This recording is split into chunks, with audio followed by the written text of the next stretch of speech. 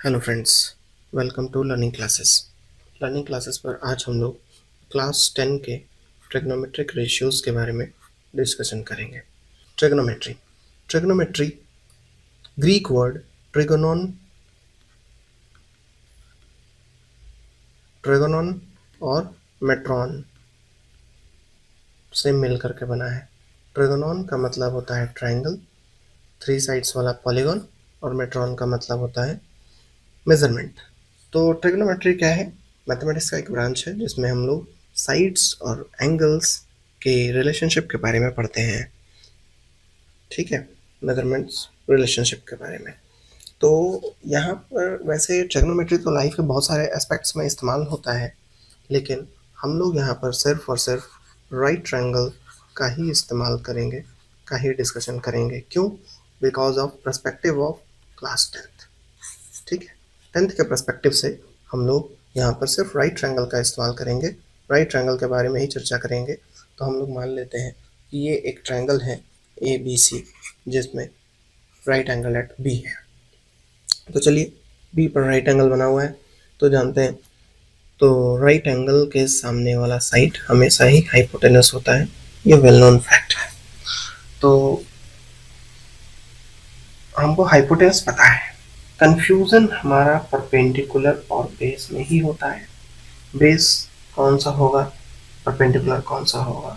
ज़रूरी नहीं है कि ये हमेशा परपेंडिकुलर होगा और ये बेस होगा, ये कॉन्सेप्ट गलत है। अगर मेरा angle of reference, most important thing, angle of reference, angle of reference, ठीक है। तो रेफरेंस एंगल कौन सा है? अगर ये एंगल ऑफ रेफरेंस होता है तो कभी भी ये बेस नहीं होगा, ये परपेंडिकुलर होगा और ये वाला बेस होगा। ठीक है, तो डिपेंड करता है एंगल ऑफ रेफरेंस या रेफरेंस एंगल पर। रेफरेंस एंगल जहाँ भी होगा उसके ठीक सामने वाला साइड परपेंडिकुलर होगा, हमेशा याद कर लीजिए। तो यहाँ पर हम देखते हैं, अगर इसका रेफरेंस एंगल ये हो थीटा और इस ट्रायंगल का रेफरेंस एंगल ये हो थीटा, तो इसके सामने वाला परपेंडिकुलर और यहाँ इसके सामने वाला परपेंडिकुलर। चूँकि ये राइट ट्रायंगल है, राइट एंगल है, तो ये हाइपोटेनस होगा। यहाँ भी उसी तरह से ये राइट एंगल है तो ये हाइपोटेनस होगा। बच गया जो साइड वो बेस होगा, ये बेस और यहाँ पर ये बेस। Is that clear? तो आई थिंक सो कि ये सारी चीज़ें आपको क्लियर है कि रेफरेंस एंगल कहाँ होगा। मोस्ट इम्पॉर्टेंट रेफरेंस एंगल ही है। ठीक है, तो रेफरेंस एंगल को ध्यान में रखते हुए ही आप काम करेंगे।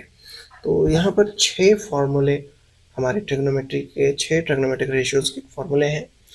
मतलब अगर एक राइट ट्रायंगल है जिसमें एंगल ऑफ रेफरेंस थीटा दिया हुआ है, तो 90 डिग्री के सामने वाला तो हाइपोटेनस होगा, थीटा के सामने वाला परपेंडिकुलर, और जो बच गया वो बेस। तो इस प्रकार से हर परपेंडिकुलर, बेस और हाइपोटेनस हमें पता है कि कौन परपेंडिकुलर, कौन बेस और कौन सा हाइपोटेनस होगा। तो साइन थीटा का value perpendicular by hypotenuse P by H, cos theta का वैल्यू बी बाई एच और टैन थीटा का वैल्यू पी बाई बी होता है।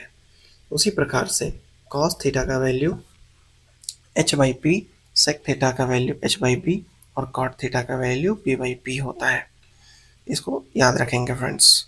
ठीक है, अब चूंकि ये इतना कंफ्यूजिंग हो जाता है कि याद रखना ही टिपिकल होता है, याद रखना टिपिकल होता है, इसलिए मैंने आपके लिए एक नया शॉर्टकट तरीका लेकर आया हूँ। पंडित बद्री प्रसाद हरी हरी बोल। तो पंडित बद्री प्रसाद को ऊपर लिखेंगे, हरी हरी बोल को नीचे लिखेंगे और एक लाइन ड्रॉ करेंगे बीच में। अब देखिए, इसमें कुछ लेटर्स को मार्क करने, जैसे मैंने मार्क किया हुआ है पंडित बद्री प्रसाद हरी हरी बोल में, ये पी बाई एच, ये पी बाई एच जो है वो साइन का फॉर्मूला होता है, ये बी बाई एच जो है वो कॉस का फॉर्मूला होता है और ये पी बाई बी टैन का फॉर्मूला होता है। उसके आगे हम और बाकी के जो 3 ट्रिग्नोमेट्रिक रेशियोज़ हैं उनके बारे में भी जानेंगे। तो उसके लिए तरीका है हिंदुस्तान हरा भरा, पाकिस्तान भूखा पड़ा। तो हिंदुस्तान हरा भरा उसको ऊपर रखेंगे, पाकिस्तान भूखा पड़ा उसको नीचे रखेंगे, बीच में एक लाइन ड्रॉ करेंगे और ठीक उसी प्रकार से हम लेटर्स को मार्क करेंगे। लेटर्स को मार्क करने से हमें मिला एच बाई पी, जो कि कॉसेक का फॉर्मूला है। एच बाई बी जो कि सेक थीटा का फॉर्मूला है, और बी बाई पी जो कि कॉट थीटा का फॉर्मूला है। ठीक है, तो इस प्रकार से ये 6 फॉर्मूले याद रखना बहुत आसान हो जाता है। उसके बाद आपका आता है Pythagoras theorem. Pythagoras theorem already आप पढ़ के आए हैं कि एक राइट ट्रायंगल हो तो उसमें हाइपोटेनस का square equals to perpendicular square plus base square होता है। तो इसका इस्तेमाल भी इस चैप्टर में बहुत ज़्यादा किया जाएगा। ठीक है, तो हम लोग यहाँ पर आते हैं, जो हम लोगों ने अभी पढ़ा, पंडित बद्री प्रसाद हरी हरी बोल। तो पंडित का पी, बद्री का बी, फिर प्रसाद का पी, हरी हरी बोल H H B, Hari Hari बोल। तो ये फॉर्मूला आपका होता है साइन का। ठीक है, ये फॉर्मूला कहीं भी आप साइड में जब भी आप बना रहे हैं ट्रिग्नोमेट्री, तो आप रफ में भी अगर ये कॉर्नर में लिख लेंगे तो आपको फॉर्मूला याद रखने की ज़रूरत नहीं पड़ेगी। कॉस थीटा, और ये जो फॉर्मूला होगा वो tan का होगा।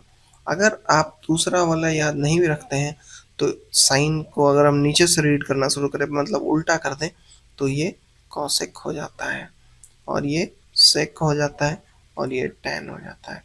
बहुत आसान है इन फार्मूला को याद रखना।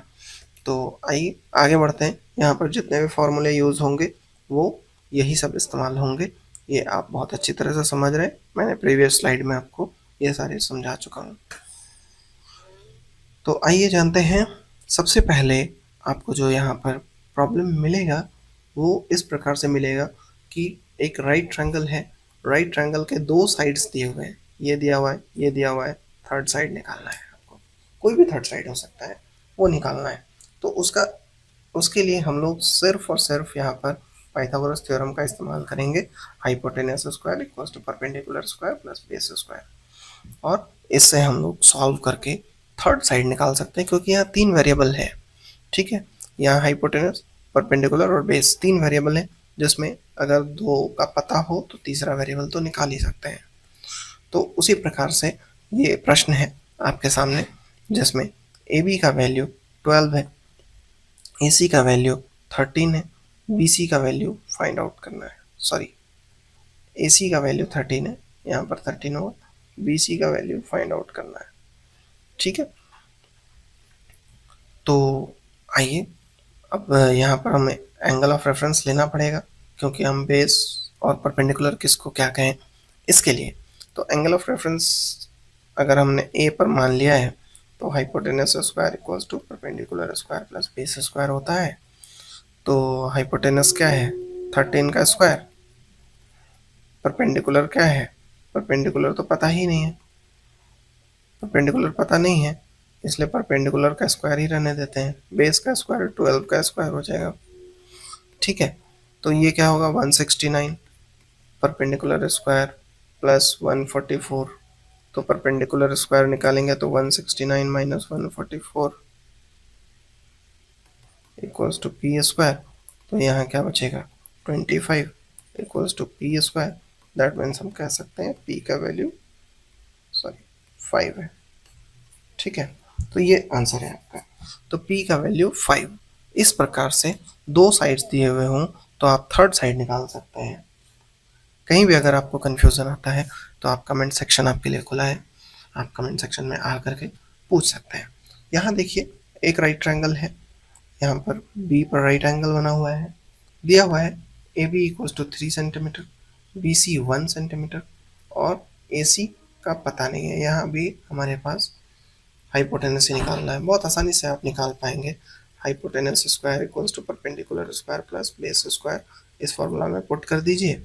3 का स्क्वायर प्लस 1 का स्क्वायर मतलब 9 प्लस 1 तो 10, दैट मीन्स हाइपोटेनस का वैल्यू √10, ये आंसर।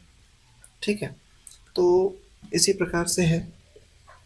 एक और क्वेश्चन है यहाँ पर, क्वेश्चन नंबर 3 हम ले लेते हैं। ए सी का वैल्यू दिया हुआ है 3, ए बी का वैल्यू दिया हुआ है 1, और सी बी का वैल्यू फाइंड आउट करना है। सेम इजी, उसी प्रकार से आप निकाल सकते हैं।